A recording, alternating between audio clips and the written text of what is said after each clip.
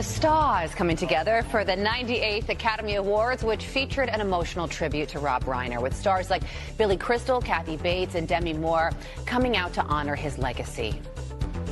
It meant everything to him that his work meant something to you. And for us, who had the privilege of working with and knowing him and loving him, all we can say is, buddy, what fun we had storming the castle. The show also holding touching tributes to Diane Keaton, Robert Redford, and Catherine O'Hara. Meanwhile, Michael B. Jordan taking home his first Oscar for Best Actor for his role as both Smoke and Stacks in Sinners. And Jessie Buckley, who played Agnes in Hamnet, also notching her first Oscar for Best Actress. And in a stunning twist, there was a tie for Best Live Action Short. It's a tie. I'm not joking. It's actually a tie.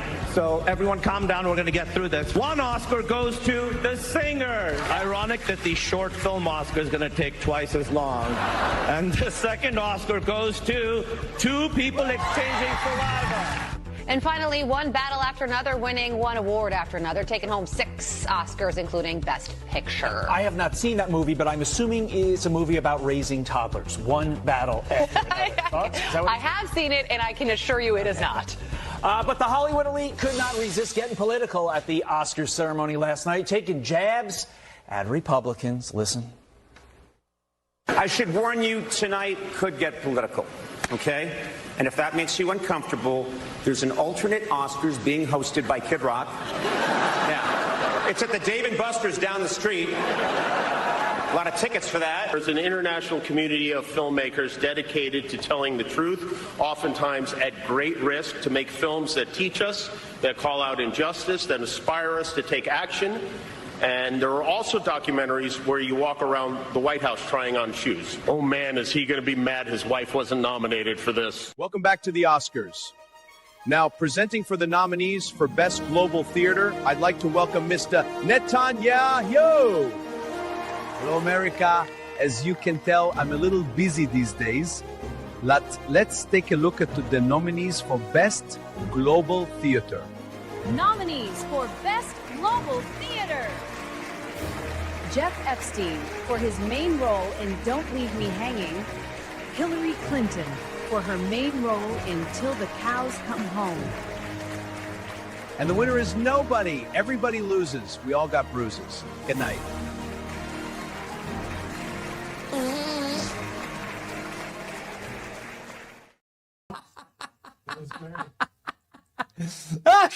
So we're building the six-fingered Netanyahu is my favorite meme, probably, of the weekend, until we saw this beautiful gem from last night. Man, I had no idea this was even a category. Greatest immigration hoax. Here we go, ladies and gentlemen. Did you catch this one? You might have missed this one. Here we go. And the Oscar for Best Performance in Fooling U.S. Immigration for a Visa goes to Ilhan Omar. This role took real commitment. The chemistry with my co-star brother, fooling those immigration officers, pure method acting. This is for every pirate, dreamer. Somalia, I love you.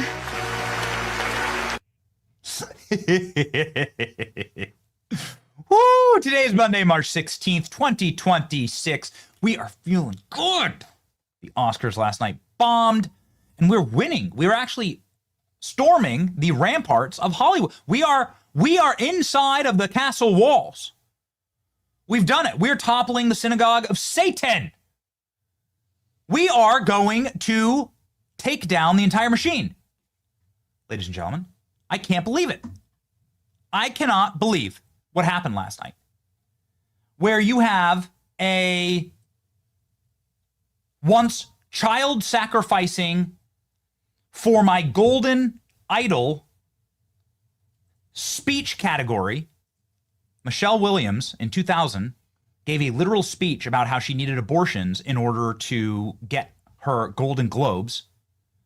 Fast forward to last night, and the winner of Best Actress gave this unbelievable shout out to family and motherhood and her children and the power of being a parent and loving your children and the challenge that it is for mothers every single day and how uplifting and wonderful it is. I can't believe it. We're inside the city walls. We've breached the diseased church of Hollywood. And I don't know, are we winning? Like a little bit? Can a boy dare to dream? Can a white boy just dare to dream? I don't know. We'll find out today with Brandon Gill, a white boy that dreamed of being the basest member of Congress, and I think he's succeeding in that. He'll comment on what we think about the Oscars making a crack about Turning Point USA. Turning Point USA. Shouted out last night, and I don't mind it. I love Turning Point USA. I'm doing a new tour with Turning Point USA, and I didn't mind the joke one bit. I thought it was hilarious, actually. I thought it was a massive cultural shout out to the power of what we are doing inside of the landscapes of Hollywood and entertainment. So I didn't mind it one bit. You're not going to find me offended. Is Cuba collapsing right now? President Trump said that perhaps this week we will be announcing a Cuba takeover. Oh, yeah, baby. We're cooking. We're cooking. A lot of mewling, complaining, and bitching speeches last night at the Oscars. Remarkable how they didn't mention once Iran. They didn't mention once Venezuela. They didn't mention once Cuba. They didn't mention any of the people suffering under communist totalitarian dictatorships. Oh, they had a little shout out to North Korea, though. Very interesting, ladies and gentlemen. Buck Sexton will also join the program. My name is Benny Johnson, and this is The Benny Show. Patriot Mobile is where you don't want to watch the Oscars, meaning you just don't want to watch the Oscars at all. You can watch plenty of live streaming from your Patriot Mobile device. I certainly do all the time. Patriot Mobile is a great device for live streaming. You shouldn't be watching the Oscars, though. I mean, come on. Because it is the most reliable cell phone network in the country. For more than 12 years, they've stood beside Americans who want freedom of speech, true freedom of speech, not the Hollywood Oscars style freedom of speech. We'll get to that in just a second. But they've been supporting Christian conservative movements throughout the country. They've been a longtime backer of our program. They're the only Christian conservative wireless provider. Ladies and gentlemen, their 100% US-based support team can get you switched over in minutes. Go to patriotmobile.com/Benny. Call 972-PATRIOT. Use promo code Benny for a free month of service. patriotmobile.com/Benny or 972-PATRIOT to make the switch today. Okay, I want to jump over to something that I think frames all of this up beautifully, is the fraudulence of Hollywood and how they kind of like beautifully proved it in a leaked photograph from yesterday.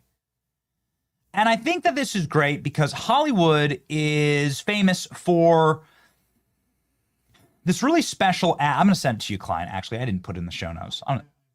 Do you have the Indian ad? No. Indian single tier ad. Yeah. Search Indian single tier ad on YouTube. Anybody who's perhaps like well-versed in American advertising, here it is, Klein. You can just pop it up here. Anybody who's well-versed in American advertising will of course remember, perhaps you were around to actually see this on TV. It aired originally in 1970. So this is one of the most famous ads ever created by Hollywood.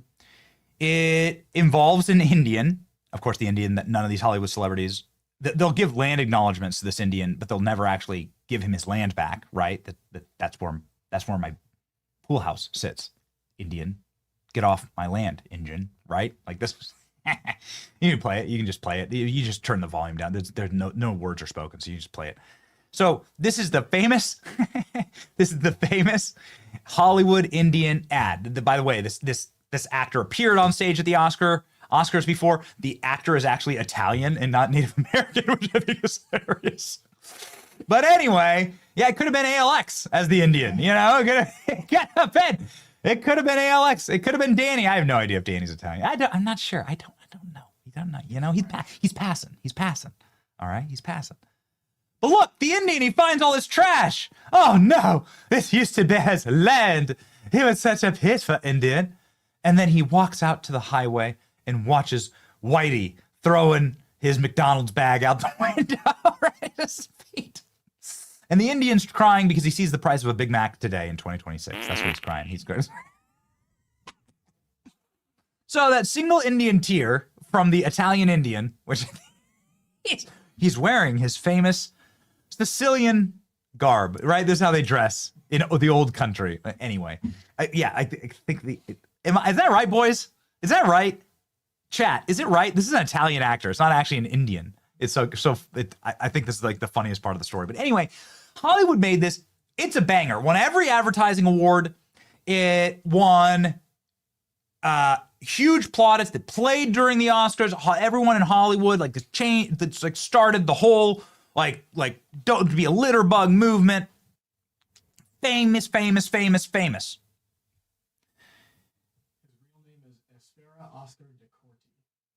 Okay, well that ain't an Indian name. His name is Aspera Oscar de Corti. Okay, well is he Italian? He legally changed his name to Iron Eyes Cody. He changed his name to an Indian name legally. What's his legal name? He's Sicilian. I called it. He's Sicilian. Okay, he's Sicilian. So okay, so what did he change his name to? Iron Eyes Cody. Okay. So this Italian actor changed his name to an Indian name to play. Okay, so first off, that's like the first layer of fraudulence in Hollywood, right? All the fake names. But then here we go. This is a really, really great one. Ooh, baby. So this Indian's walking around looking at like here, look at this. Here he is on the beach, right? If you could go to that beach frame right there. It's at 341. It's very important to get this frame. Yeah, there you go. So here he is on the beach, and he's looking at all the trash on the beach. He's very, very sad. This Hollywood, Italian, Sicilian Indian. And here, ladies and gentlemen, fast forward to today, 36 years later, right? 56 years later, sorry. And you have, well, the Hollywood studio. That looks actually more filthy than the beach that the Indian was crying over, the fake Italian Indian. This is what Hollywood left last night. What went on there in that green area, the green carpeted area, Klein? What is that exact? What is all the schmutz on the ground? Like, what were these people doing? No. Yeah, exactly. Yeah, that's exactly right. These are the Epstein people. So you don't want to know. These are the Diddy. This is probably where the Diddy baby oil was. This is the Diddy oil party section. Oh, it's gross. Look at the filth. Look at this. You ever been to like a ball game in like a really bad part of town and like a really skeezy stadium? They don't look like this. This is at the Dolby Theater. This is inside of the nicest theater in all of Hollywood. Hollywood's wrecked, by the way. Just trash. The Hollywood Walk of Fame is just disgusting. Filth and skis. But like this reflects, that's like just one dude. That's right. One dude. One poor Guatemalan is sitting there tasked with picking up after the climate change people. Look at this leaked photo of the aftermath of the Oscars. How disgusting. And these ain't just the cheap seats, because these are like this is inside of the theater. This is like the famous Chinese theater, the famous Oscars. You've seen it all. Look at this. It's disgusting. These people are filthy inside and out. And that's what they proved last night. I'm only belaboring this point because, all you need to do is just scratch the layer like one bit. You need to just peel the onion layer back just one bit. Just get rid of like one layer of makeup, and you'll see how hideous these chicks are. You'll see how grotesque these people are, how fake they are. What frauds they are. These are the frauds, ladies and gentlemen. Leaving filth and trash in the audience and on stage, with the exception of one speech, and we'll get to that in just a moment. Ladies and gentlemen, Conan O'Brien was the host. I don't know, man. Do we like Conan O'Brien, Klein? I don't know. I guess please don't cancel me. He's the best of worst. Of all, I was going to say, of all the late night hosts, I think Conan O'Brien is probably like, and not because he's not politically liberal, no doubt he is, but I think that he's so conscious of his own career and he's so smart about how to play it. he's decided not to go full, never go full retard, right? Like he's decided not to do that. Never go full retard. Yeah, he's taking the Robert Downey Jr. in blackface advice, and he's decided to like stay like center of the road, like middle of the road generally. And he made a joke last night about Turning Point, which I thought was very interesting. So contrast this with the joke that Jimmy Kimmel made about Charlie Kirk's death, where he lies about Charlie Kirk's death. He victim blames Charlie Kirk. He makes a grotesque misrepresentation about who killed Charlie and what ideology killed Charlie. And then he got ripped off the air, in no small part because, well, we brought on the FCC commissioner and started like banging the drum to like to get that movement going. And boy, howdy, did it go. Conan instead makes a joke about TPUSA that actually is more of a compliment, albeit a backhanded one. He says the Turning Point USA Oscars is going to be hosted down the road at Dave & Buster's, and Kid Rock's going to be there, which sounds like an awesome night. Don't you want to go play dodgeball with Kid Rock at the Dave & Buster's and drink some Coors Lights, and eat some pizza? That sounds awesome, actually.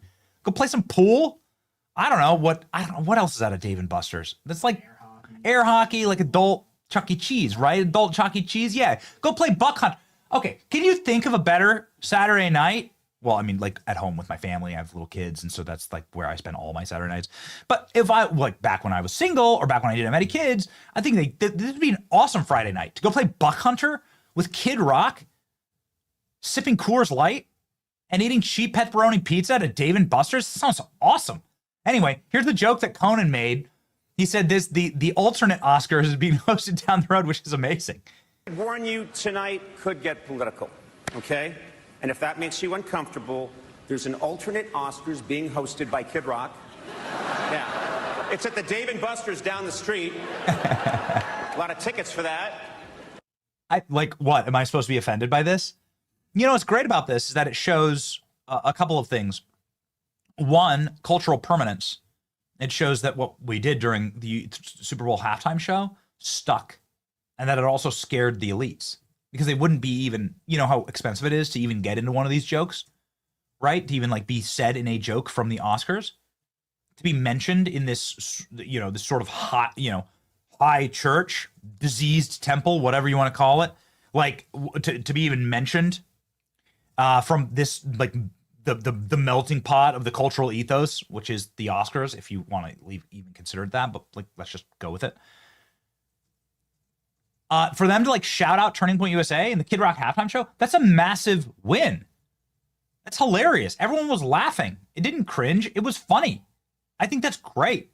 It just proves exactly how powerful that performance was, that concept is, and that we've won culture. And there's other major cultural wins.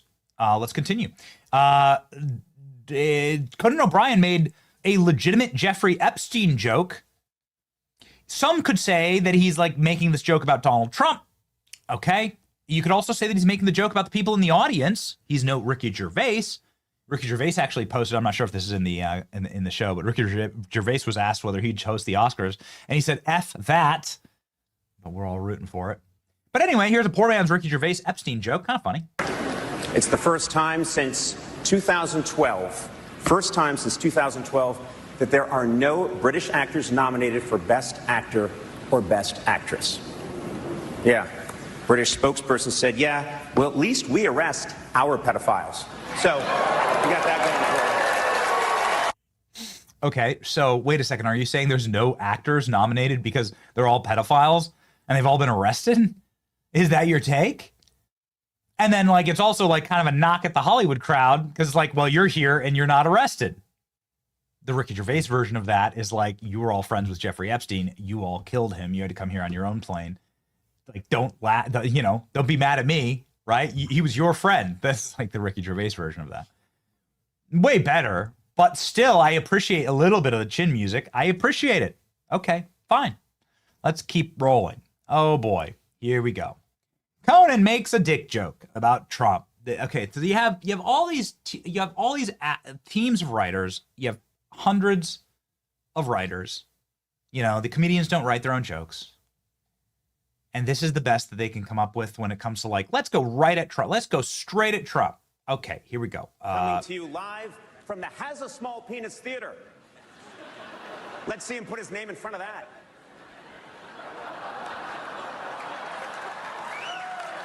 Never go full retard. you can even see Conan at the end there. So here we go. So like play the last like 3 seconds. With the tepid laughter, and you can see his head like twitch to the side, where he's like, yeah, it didn't work. Right, it didn't work.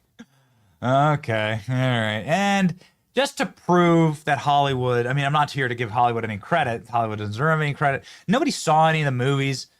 Did you see one battle after another? Of course you didn't. Did you see Sinners? No, you didn't. Did you see any of the movies that like allegedly won? No. Nobody even knows who the people are on stage anymore. It's totally irrelevant. Hollywood doesn't make stars anymore. They don't make any good stories. I was really angry that Angel Studios, like David and King of Kings, those are two incredible animated features that should have been nominated. And I'm gonna actually talk with Angel Studios today about like how do we get one of these nominated, because like these movies are making a ton of money. They're doing great in theaters. They're driving like actual foot traffic to the theaters. That's so stupid. Like, why aren't they nominated? Like, Hollywood should be embracing David. They should be embracing Angel Studios. Anyway, the Disney lost again for the 4th year in a row. It's crazy. So like on some levels, like there are some very interesting things that are happening. The least interesting thing, the last clip I'll play for you from Conan, I guess, is the Russian jokes. Oh man. Okay. So they make a Trump dick joke, and then they make a Trump Russia joke, just to prove that everything is like kind of trapped in 2021. Here we go. You know, Honora's having a good night. Yeah, that's great. Yeah, that's great news. 2 wins already. I guess Americans are excited to see somebody finally stand up to a powerful Russian.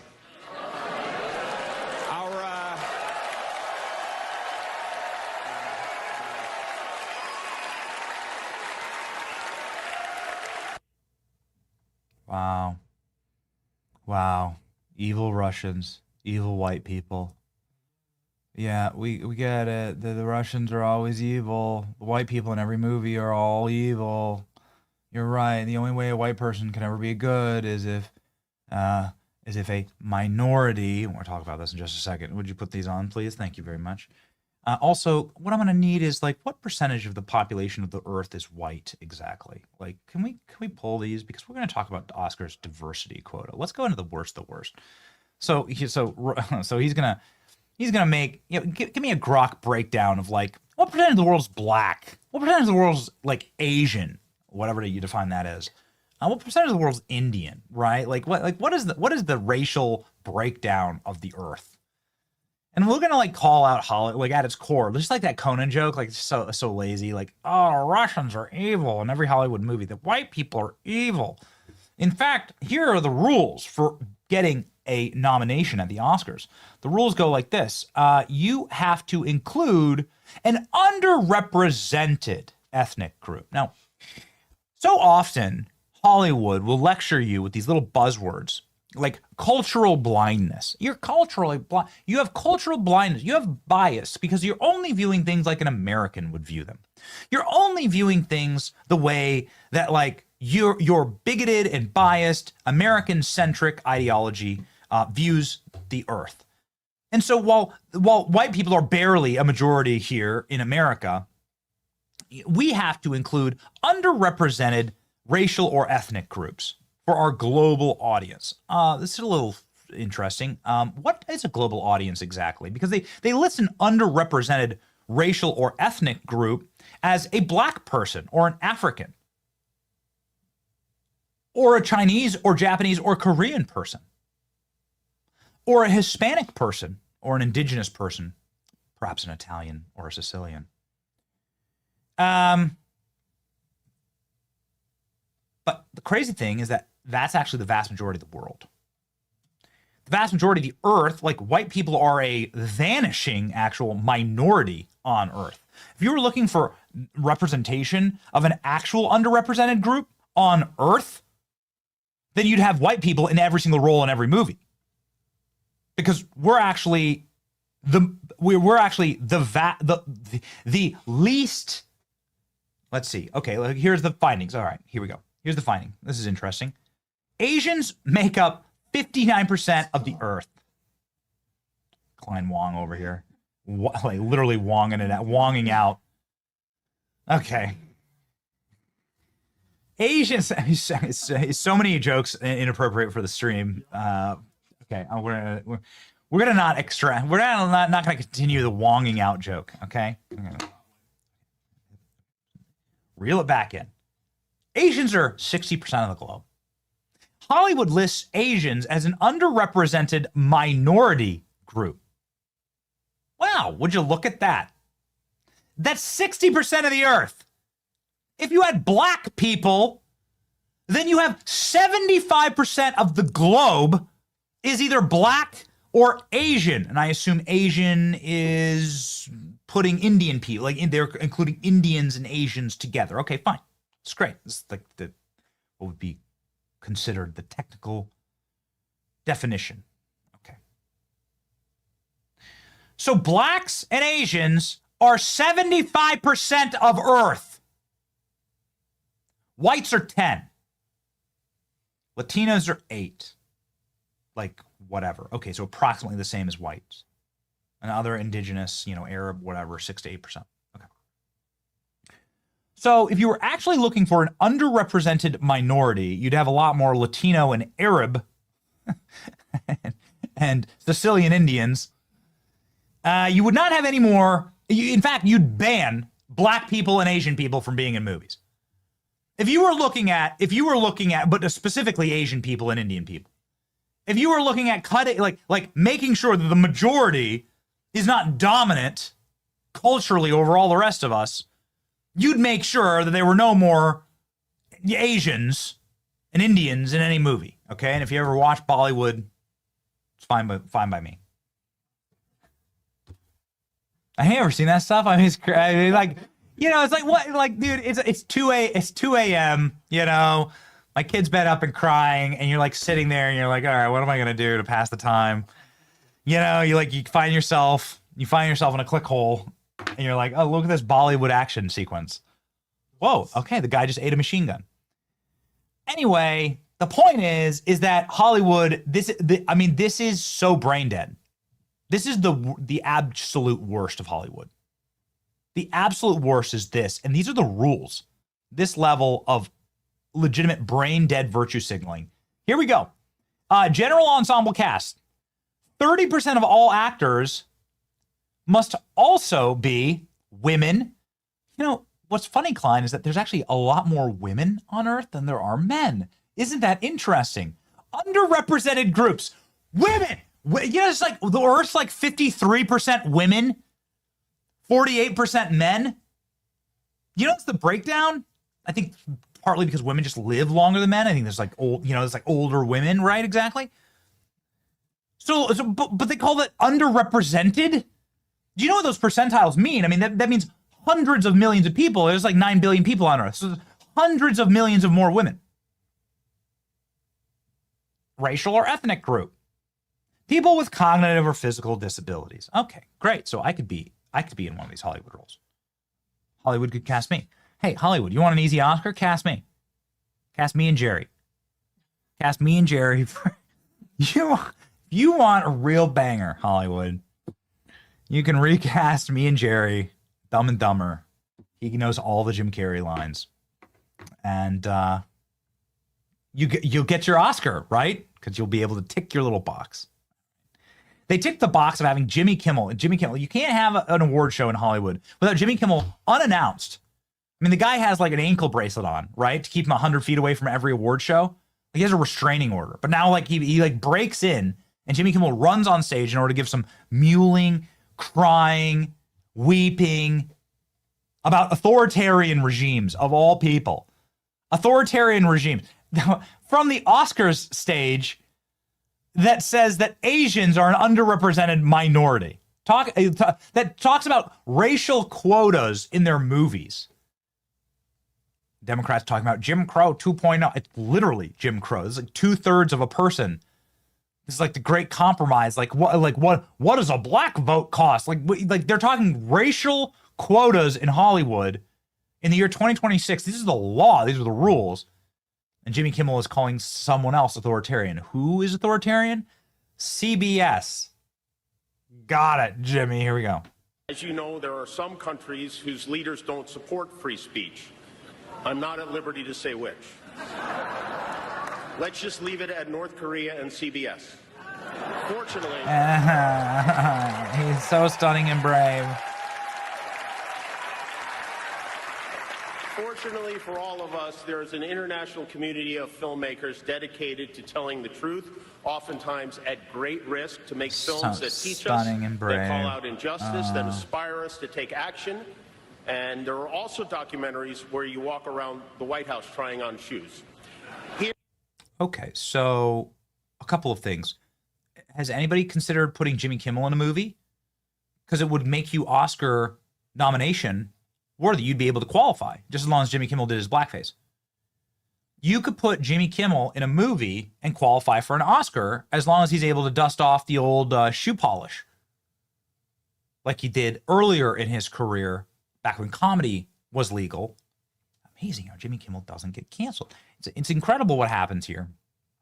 This is why I call it a diseased temple, a diseased church, Hollywood.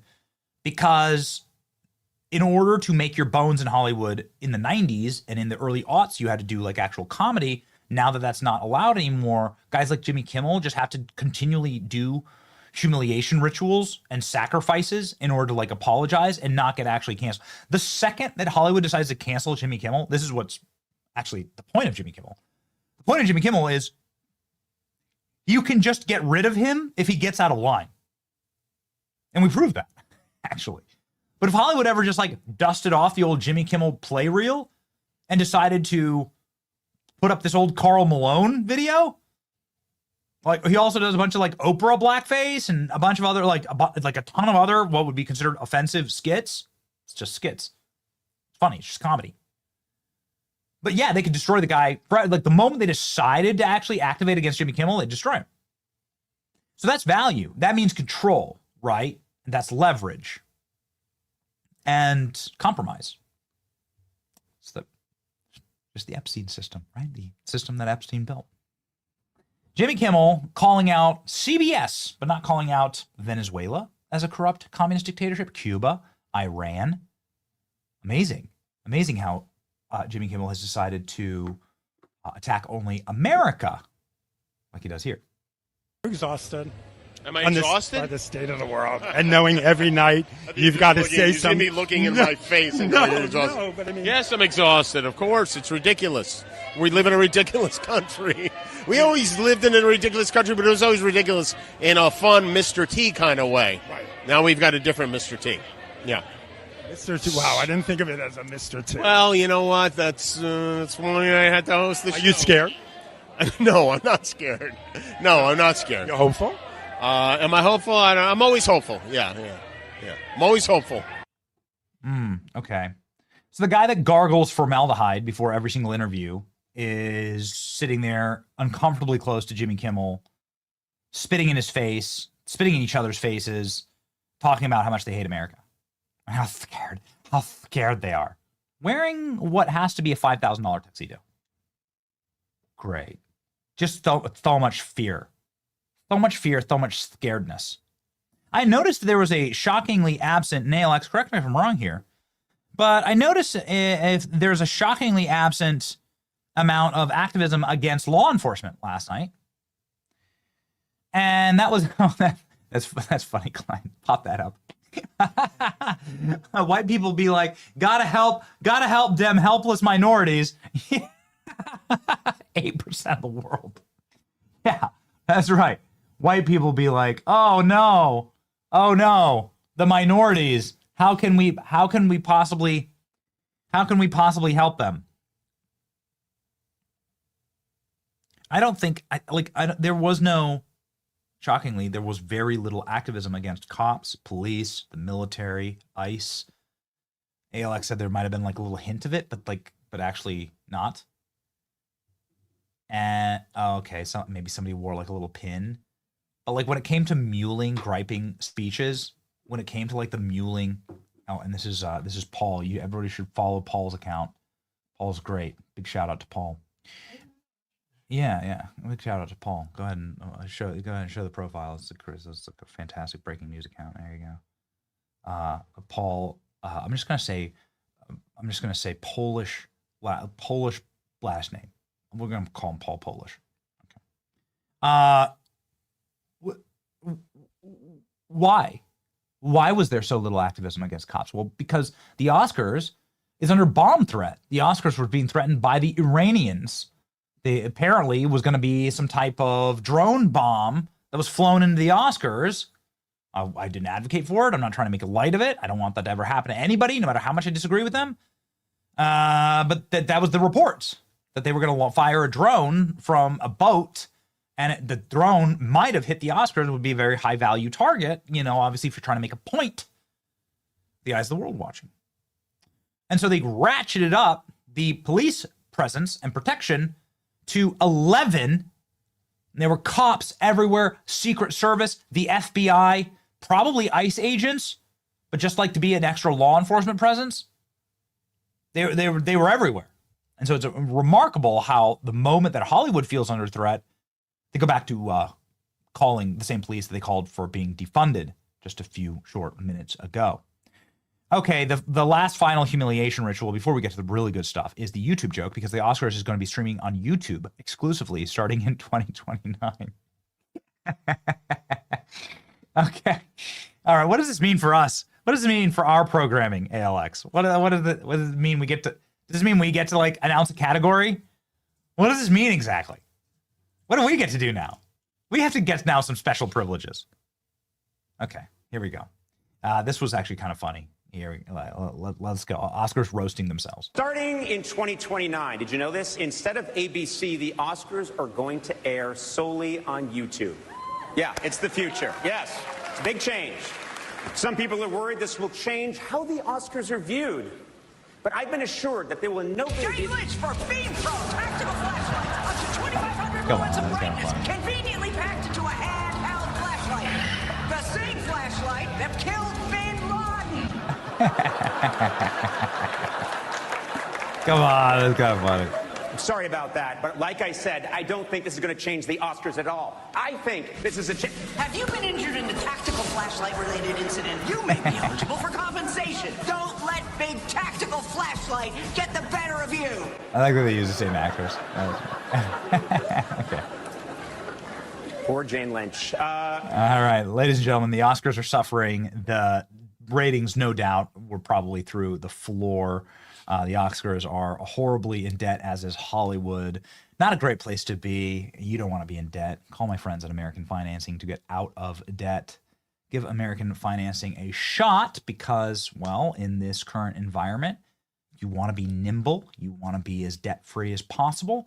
And you want to make sure that you are outside of what I would call usury and illegal rates of credit card interest, like 20 and 30%. Enormous amount of Americans are suffering under a mountain of credit card debt, designed, of course, to keep you trapped forever. So get out, break those chains, ladies and gentlemen, and sign up today. Give American Financing a call. America's home for home loans. 888-528-1219. That's 888-528-1219. AmericanFinancing.net/Betty. Okay, let's get to the actual like positive part. Jessie Buckley. And I don't pretend to know who Jessie Buckley is, but she won Best Actress, which of course is a huge award. And instead of giving the best way to describe it would be like a offering to bail, which is what happened with Michelle Williams. We have that Michelle Williams clip, please. I know the boys have it. Instead of giving an offering to bail, which is what happened just a few short years ago, with this actress named Michelle Williams, who nobody cares about and is totally irrelevant. But she got up and like said, I wouldn't be able to do this without my abortion. Right? This is what Michelle Williams said. Just fast forward right here. Play. Messy and scrawling, sometimes careful and precise, but one that I had carved with my own hand, and I wouldn't have been able What to else do did you this carve with your own hand? without employing a woman's right to choose. She's literally holding up her golden idol, saying how she sacrificed her child to it. It was one of the sickest things anybody ever seen. All these plastic witches sitting there glaring on. Look, I worship my golden idol and I sacrifice my children to it. Yep. It's the Church of Satan. That's what it is. Well, anyway, fast forward to today, and you have this lady, Jessie Buckley. Again, I don't know what the hell this is, but she gives quite literally the opposite speech, and I think it's wonderful. Listen to this. You, Fred, I love you, man. I love you. You're the most incredible dad. You're my best friend, and I want to have 20,000 more babies with you. I do.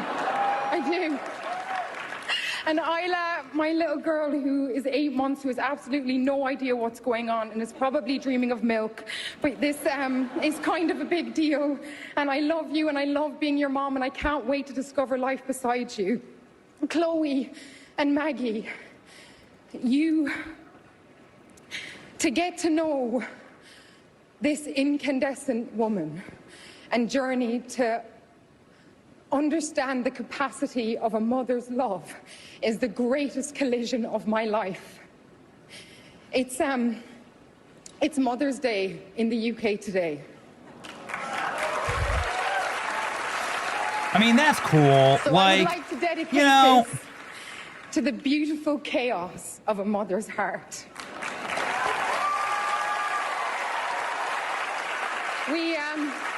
We all come from a lineage of women who continue to create against all odds.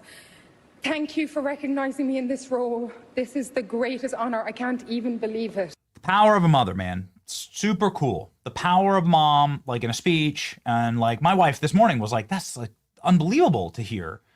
Mom saying, you know what, like motherhood is hard. It's the most rewarding thing also in the world. All hard things. The only rewarding things are actually the hard things. Nothing feels good when it's too easy and sloppy and effortless.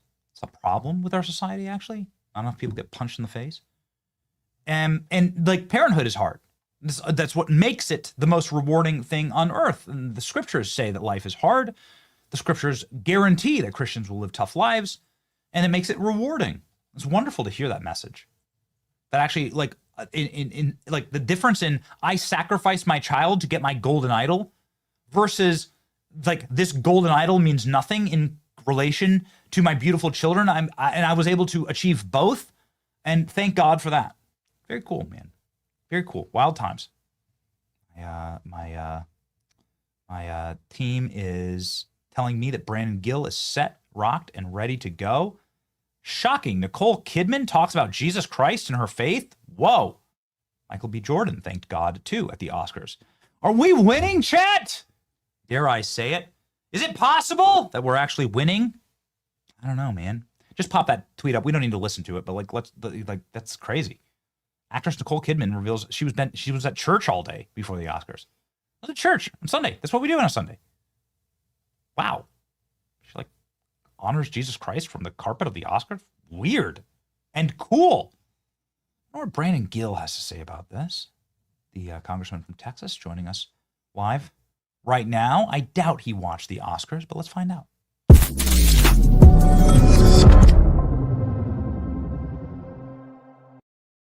Yo, Brandon, what up, G? I don't think that you are an Oscars guy, but I may be wrong. No, I'm not. Unfortunately, I did not watch the Oscars. Neither did Danielle, my wife. That's not something that we we've really enjoyed.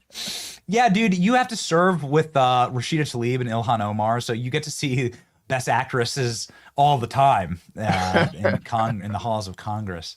I'm sure you've seen plenty of acting and Oscar-worthy performances. Like at the State of the Union. Yeah. There's far more acting talent, I would imagine, on the Democrat side of the aisle in Congress than there is in Hollywood. That's right. What's the difference these days? What's the difference? You are a proud father. I believe you have 2 children. Is that correct? Am I keeping count 2 correct? young Okay, children. this is great. People do this to us all the time. Young families. It's hard to keep track, honestly. And I thought it was kind of cool though. Like, right? Like I thought it was neat to see some strange veneration actually of fatherhood, motherhood, parenthood, a little bit of like Christendom actually shining through in the anti-Christian Hollywood satanic cesspool. I think that's kind of neat. I think that's a W. What do you think? Oh, I think it's a huge win. I mean, that's what, there's been such a disconnect between the elites in Hollywood and normal people in the rest of the country who go to church every Sunday and believe in God and believe in things that are good, true, and beautiful. And it's nice to see that disconnect at least get smaller, even for just a short period of time. I mean, to your point, I don't watch the Oscars and neither does anybody in my family. And that's because for so long, Hollywood has become little more than just a cesspool of cultural rot. I mean, there's very little of cultural or aesthetic value that Hollywood has produced in the past several decades. I mean, these are people who generally, as a general matter, disdain everything that I love and stand for. They disdain generally our faith. They disdain our culture. They disdain our country and our heritage. All of the things that we believe make this country great and that are good, true, and beautiful, they stand against. So it is good to finally see somebody within that dark world who actually, at least to a small degree, reflects the values that the rest of the country hold.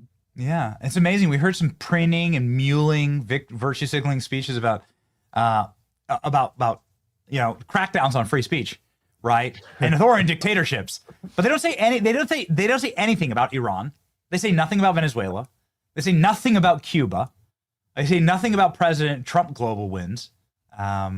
It seems quite, and they would, of course, never dare criticize communist China. That's where they need their money, right? Mm-hmm. Oh yeah, it's all just hollow virtue signaling. I mean, they're well aware of what kind of rhetoric is tolerated in Hollywood and what isn't. You can go so far as to say you love your children. At least they're allowed to say that, but they're certainly not allowed to say that they have any affinity for conservatives or Christians more broadly. And certainly not for anything President Trump has done that's been great for the country. They'll never cross that line, at least not anytime soon. I think it was remarkable that we didn't hear any complaining about the police or cops, given the fact that there was a massive FBI and Secret Service presence at the Oscars itself and federal law enforcement presence at the Oscars itself because of a Iranian drone threat. And they had ratcheted it up to 11, all reports say. And it's remarkable how all the ICE out pins disappeared when it was federal law enforcement protecting them at their little event. Right. I mean, these are the people who actually benefit the most from police protection, whether it's because they get, threats for whatever reason, or that it's a massive target for foreign agents. They're the ones who get protected. And whenever they don't, they've all got private security anyways. But it's really easy whenever you're in that kind of bubble to look down on the rest of America who wants to exercise our Second Amendment rights or who wants to make sure that our local police departments are not only fully funded, but actually from a morale standpoint supported by the people. But it's one thing after another with these people. They'll take all of the benefits of living in the United States and all of the cultural and economic benefits of really what conservatives have been pushing and then throw it back in our faces. Yeah, just one final note on this. I mean, I know, again, you're not. We didn't ask you to come on the show to talk about the Oscars necessarily, but you are young and you are like locked in, and obviously you have millions of followers on social media, and you see this kind of stuff. Jimmy Kimmel, I don't understand. I thought he had a restraining order from all of the award shows in Hollywood. I thought he had a beeper on his leg, but sure enough, he's able to claw his way in to every single award show and get on and give some like Trump-hating speech, mewling speech. And last night he was talking about how there's we live in a country with authoritarian attacks on free speech. He says this, and he cites CBS and North Korea and America as like the things attacking free speech. I wonder your response, perhaps, to Jimmy Kimmel. Oh yeah, it's always rich to hear somebody talking about the attacks on free speech from ostensibly Republicans and conservatives whenever you're the one who is bashing the president and bashing conservatives and Christians on national TV and on whatever other platform you want to use every single day. I mean, nobody's stopping him from attacking the president. Nobody said he doesn't have the right to say that, as idiotic as most of what comes out of his mouth is. But I mean, to your point earlier, young people don't watch this stuff anymore. I think for the main reason is that it's just not funny or entertaining. You know, it's a bunch of self-serving, elitist, really contemptible elitist people who are, you know, running an awards ceremony so that they can congratulate themselves. There's nothing, and I think most people look at this and say there is very little of value that you've created in your lifetime. You're not entertaining. You don't promote any kind of culture that I relate to in any way. So I'm just going to turn it off. Brandon, self-serving elitists is like a great segue into the U.S. Senate and a wonderful opportunity to talk about the SAVE Act and what the hell is going on up there in the Senate. Although I did hear some good news, perhaps this weekend, that we may actually get a true debate. We might actually be getting closer to doing a proper filibuster of the SAVE Act in the Senate. You've obviously been the co-signer of the bill and its initial advocate and somebody who's been beating the pavement and hitting the bricks for this. What's up with this most popular piece of legislation, maybe in American history? Oh, and yeah, that's the thing. The American people look at this right now, especially Republican voters, and they say, we elected you guys. We gave you a control of the House and the Senate and the presidency. Now you've got the most common sense piece of legislation you could possibly contemplate. And you can't even get this done. So right now, you know, as you know, we passed it out of the House. It's stuck in the Senate. It looks like things are moving in the right direction in the Senate right now. They're starting debate on this bill. It looks like that debate is going to last quite some time without getting into all of the nuances of Senate procedure. Leader Thune is doing what's called filling the tree. So they're putting Republican amendments onto this core piece of legislation as a means of sort of prolonging debate. It's almost like one step short of a talking filibuster. So I'm happy to see that. But I think what we need to recognize is it's not over until it's over. The goal here is not to put this up for a vote in the Senate, to put people on record and see who stands for the SAVE Act and who doesn't. The goal is to get this bill to the president's desk so that he can sign it into law to make sure that illegal aliens are not voting in our elections. That's the whole purpose of all of this. So I think that we need to keep the pressure up politically on the Senate so that they know where the American people stand. And that's why, you know, I've said publicly several times that I'm not going to vote for any bill that the Senate sends over to the House other than DHS funding, because I think that's particularly relevant and that happened before all of this. But I'm not going to vote for any Senate bill that they send over until they pass the Save America Act. And I've got a lot of colleagues who agree with me on that. Yeah, please. I believe there's maybe 50, is that so? 51 different members of Congress now that have said, am I underquoting that? That sounds about right. My estimate is probably in the 40 or 50 range.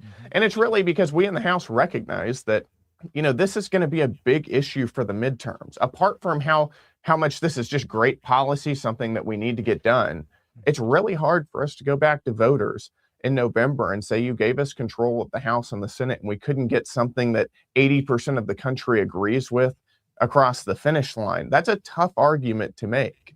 So if we want to go back to voters and convince them that we should maintain control of the House and the Senate, that we should keep the majority, we've got to actually do something with the power that voters gave us. And this is the perfect thing. You know, right now, especially for Republican voters, this is pretty much all anybody cares about. They don't care about, you know, small little bills that we could pass on the House floor that don't really move the needle anymore. They want to make sure illegal aliens are not voting in our elections. Election integrity is something that conservatives have talked about for quite some time now. And now we have the opportunity to do something about it. So this is the issue. This is the current political zeitgeist, and we better jump on it and actually do something about it. And if not, it's going to be a tough sell in November for us. Just very quickly, can you please cut right through all of the procedural and parliamentarian, eyes glazing over, back and forth, and just like tell us point blank, Congressman, how does this get passed? I think that there are two ways for this to get passed. One is to attach the Save America Act to a must-pass piece of legislation that the Senate would just pass altogether. I think that that's going to be a tough road to go down, but that's one way you could do it. The other way is just this talking filibuster. It's to bring the Save America Act to the Senate floor and make the senators actually debate this measure. Do what a real filibuster is. A real filibuster is senators debate for and against any piece of legislation. So make them actually do it until the clock runs out on debate, which allows every senator to speak twice. They can speak as long as they can. And once that clock runs out, once every senator has done that, then you end debate and you actually vote on the underlying bill. So again, without getting too much into the weeds, there are two ways to end debate in the Senate. And that's where this 60 vote threshold actually happens. You can either vote on cloture, which requires that 60 votes, meaning you didn't even have to debate anything on the floor. You're just voting to end debate to then vote on the underlying bill. Or you can run out the clock on debate, meaning make the senators actually talk, actually debate. And then once that debate is over from a timing perspective, then you move on to the vote for the underlying bill, if that makes sense. And that, I think, is going to be the best path here. It takes longer, but I think that's a better path for us to go down. I know, but like, dude, like most of these senators, Democrats and Republicans together they have tea times. Brandon, hey Gill, they have like tea times. All right, like they got Oscars. Like, Ketanji Brown Jackson was at the Grammys. Okay, they got Oscar ceremonies to go to. They got Oscar parties to go to. Like what? What do you mean? Go debate, And then what do you mean by like stand and debate and speak? Like I've heard Mazie Hirono. Not only can most of these senators not stand, but like Mazie Hirono doesn't speak English, and so this would be very, very tough for the Democrats in the Senate. So yeah, I mean, I can see why they'd be very upset about this happening to them. I pray it happens, man. I see some positive signs. We'll be up in DC tomorrow, like actually hitting the bricks for this, and so we're excited about that. One final thing, speaking of hitting the bricks, or like literally sending people out of our country. Mohammed Ajola is a really unique and special individual. Before he gets like completely memory hold, this guy gets invited here, gets flown here on American taxpayer dollars from Sierra Leone. No explanation from any politician as to why we're bringing anyone from Sierra Leone or Somalia or any other failed state to this country. Then he expresses his interest in doing an ISIS terrorist attack. He gets arrested and then convicted for that. And then he gets let back out on the street to commit an ISIS terrorist attack, which he did last week. And he killed a truly great American, somebody who actually deployed 3 times in order to go fight terrorists and then was killed here on our own soil by our suicidal immigration laws and toxic empathy. How do we stop this from happening, Congressman, in the future?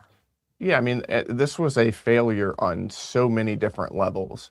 I mean, first of all, why was this person ever let into the country to begin with? To your point, it's like if only there was some way to predict that somebody named Mohammed Jalla from Sierra Leone might actually be a terrorist threat. Why don't we use some common sense here and recognize that we don't need to bring people in from all over the globe with ideologies that want to kill us into our country. And we have the right to say no. So he never should have been let into our country to begin with. And then once we found out that he had any terrorist sympathies, much less tried to coordinate with ISIS, he should have either been imprisoned for life, executed, or deported the heck out of here. So it's so many failures, and it's such an idiotic way of running an immigration system and ensuring that the American people are actually safe from foreign threats.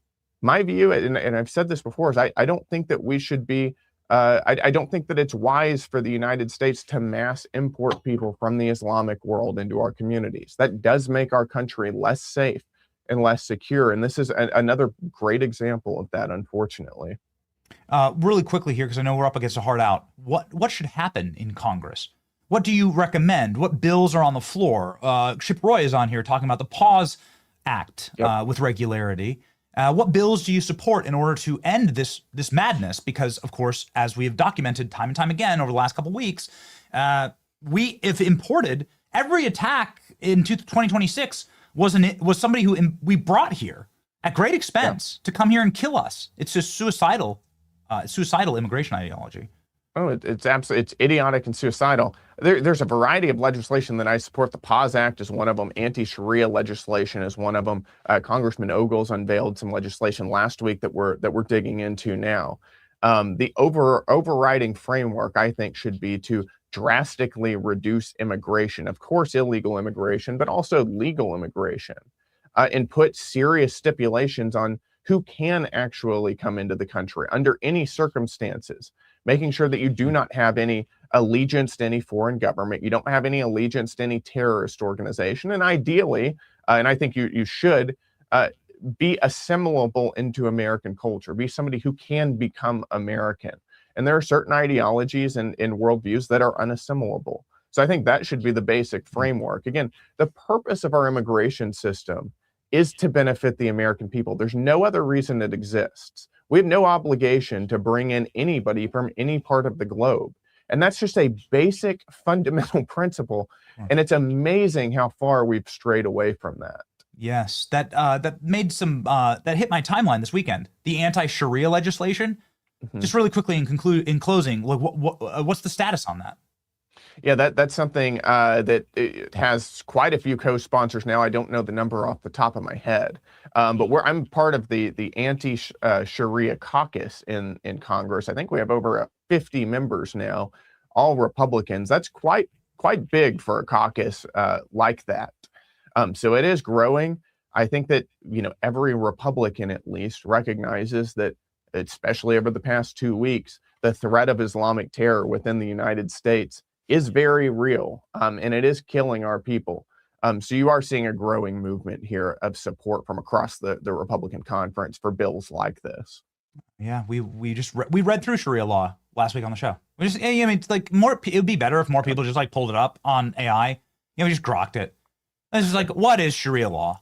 And you just read through it, and like it pretty much to a letter, to every single letter and decimal point is antithetical to the Constitution, to every word of our Constitution. Is incompatible. I'm going to leave it up to God to judge, to judge people, right, and where they should go in the afterlife. But I'm telling you, as a man, it is incompatible with our governing documents. All right, so that just is 100%. Brandon Gill, ladies and gentlemen, he's got 300,000 subs on X, and he's just one of those guys who is just an all-time brawler, and we're very proud to be supporting him. And every single time he comes up on a C-SPAN clip, we're like, here we go. It's going to be good. Thank you, Congressman. Benny, thanks for having me. See you, bro.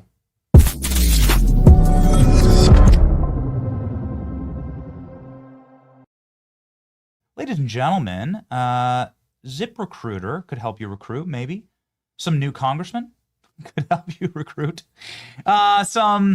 Perhaps some better Hollywood celebrities. And who needs any of those, quite honestly? What you do need is strong candidates for your business. You need people like Killa Klein, who's with the show with me every single day, who is just one of the hardest working dudes I've ever met. Just straight up. He's also a jiu-jitsu instructor, so he's also tough, and you got to be tough in this business. Ladies and gentlemen, ZipRecruiter helps you by sorting through a lot of the resumes that just ain't the right fit, okay? And, it just is what it is.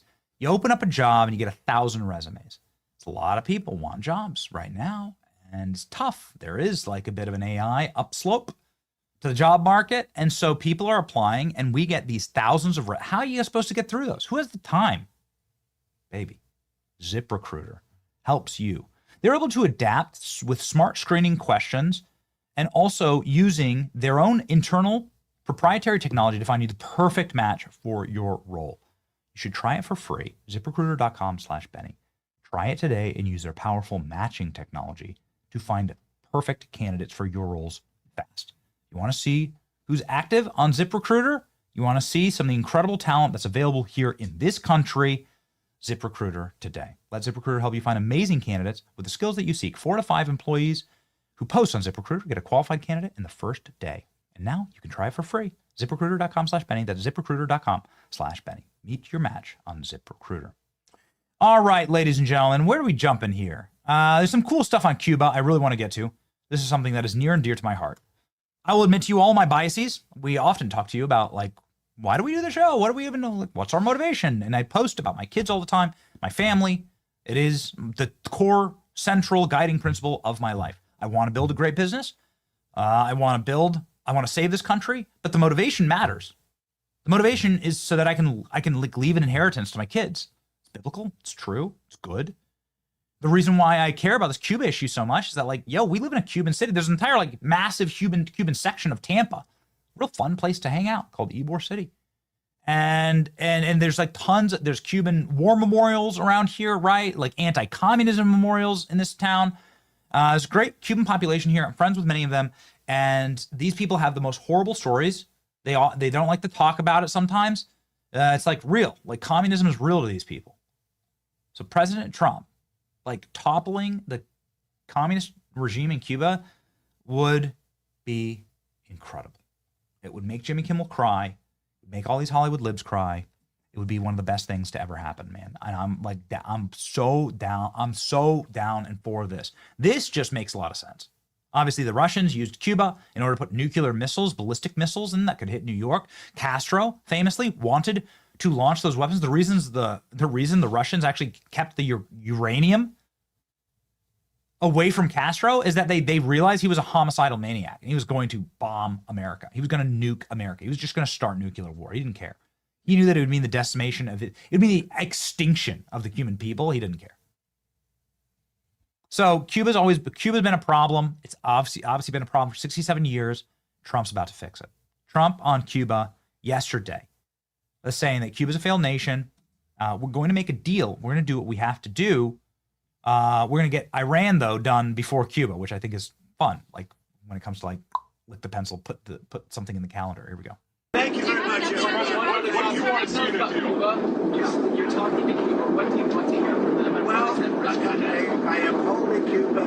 Cuba's a failed nation. Cuba also wants to make a deal, and I think we will pretty soon either make a deal or do whatever we have to do. We have a lot of great people that happen to vote for Trump. Not that that matters, but we have a lot of great people from Cuba that were violently and viciously thrown out of the country and worse. Their families were killed. And so we're talking to Cuba, but we're going to do Iran before Cuba. What is that? You know, people have been waiting 50 years to hear this story with Cuba. When I left Palm Beach today, there were thousands of people on the road. I'm sure you saw them. And they were from Cuba and from Venezuela, all friendly, waving the flag and waving the American flag. They've been waiting 50 years for what's happening with Cuba. So I think something will happen with Cuba pretty quickly. Hey, Alex, we got to have the Cuban documentary that we made here at Turning Point. We didn't need to play it right now, but like we should have the Cuba documentary just like locked and set and ready to go. Maybe we could do it as a play beside right now, because I'm going to talk really quickly about like what we did in Cuba. We went there. Like I experienced this. Like I saw it. It was, by the way, one of the most beautiful. It was one of like what could be one of the most beautiful countries on earth. It had this like colonial Spanish architecture. All of the buildings, everything was so ornate, and it is almost like it is like a horror movie happened. Like what ended up happening next after the communist revolution is that everything collapsed, and it just crumbled from the inside. And we saw it up close. They raided our, when you Google Cuba, you see this propaganda. This is what you see. But when you actually go to Cuba, oh man, did we see some really dark stuff. There is a propaganda war that is just, oh, look, it's Conan O'Brien. Would you look at that? I actually forgot about that. Man, when you actually travel there, we went, food lines, gas lines, collapsing infrastructure, filth, oppression. We got raided by the government. They tried to take our SD cards. We had to flee to the actual embassy. I'd actually really like to go back and do it again properly, because this is now a couple years old. The first thing that happened at the airport is we got stuck at the airport like 7 hours in their little customs. Got questioned for 7 straight hours because we brought in camera equipment. Dude, it was wild. But then like the whole thing is just the whole country. The saddest part about the whole country is that you could see under the edifice of like the filth and the collapse and the destruction, that it once used to be so beautiful. That this was once like the crown jewel of the Caribbean. I would love to see it back. I'd love to see it brought back to its glory days. Yeah. Oh yeah. Do you got that? Okay. Yeah. I mean, again, we saw the gas lines. We saw the gas lines. We saw like the food lines. Like this is the food line. Anyway, Klein, maybe we have to just go back. Maybe we have to go back, right? The Cuban government is now saying that they're going to work with Trump. That's what's crazy. So, reading here from the article, the president of Cuba, President Miguel Diaz-Canel, said on Friday that the country has open talk with the United States as the island faces its most severe economic crisis in decades. And these talks have been aimed at finding solutions because President Trump has them by the balls. President Trump has choked out Cuba and said, you ain't going to get any fuel. You're not going to get any gold. You're not going to get any minerals. You're not going to get any food from your only ally in this entire hemisphere, which is Venezuela. No one's going to help you. And I think that the regime's going to topple. I think the regime's going to just completely fall. What you saw this weekend was Communist Party headquarters getting burned. ALX, if you wouldn't mind grabbing that real fast. The people of Cuba are setting the Communist Party headquarters on fire now and torching them. This is something like unthinkable in the last 67 years. Unthinkable. So they're going and taking, that's a good example, Klein. They're going and taking Molotov cocktails and torching the Communist Party headquarters throughout the island because hungry people revolt. People with no electricity revolt. People with no fuel revolt. Trump knows this. The entire island's a tinderbox. I don't care how many guns you have. You know, like, oh, you're not allowed to own a gun in Cuba, right? The government has all the guns. Doesn't matter.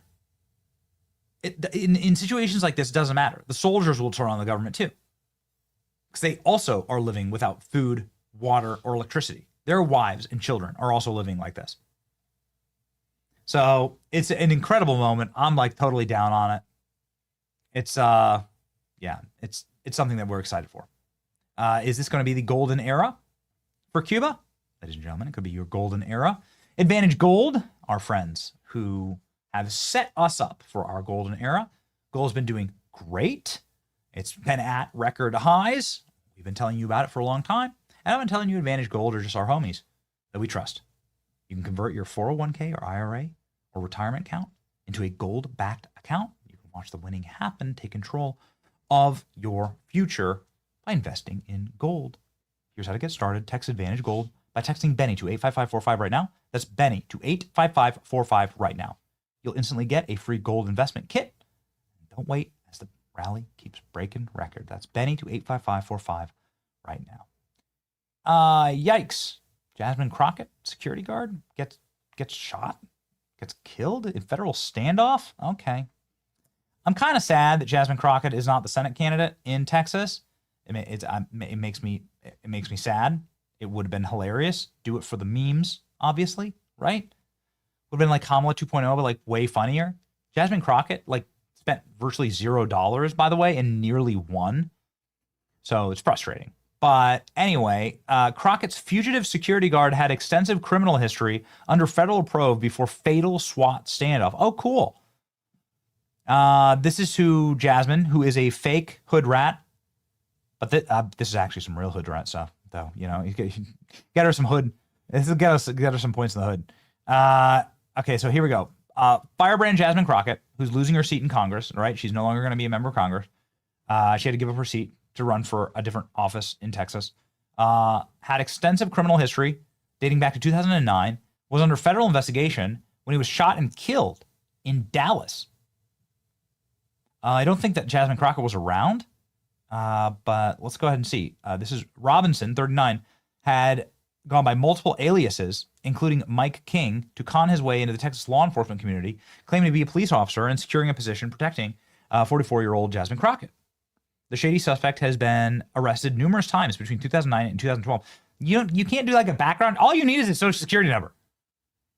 So you can't do a background check on him? Really? Jasmine Crockett, man, class act. Okay, so it doesn't do a background check using social security number. Robinson had pleaded guilty to all charges that he faced, both felony and misdemeanor offenses, and only faced fines of $2,500 and probation. His largest sentence was 10 years of probation, according to the records, viewed by CBS News. Robinson used his alias to get work for Crockett. You can see them both on video footage. Apparently, the feds finally decided to scoop him up, and he was shot dead. He resisted and was shot. All right. You know, only sending their best. Let's go ahead and look at something that isn't us sending our best, which is the Republicans in the Senate. The Republicans in the Senate are not our best.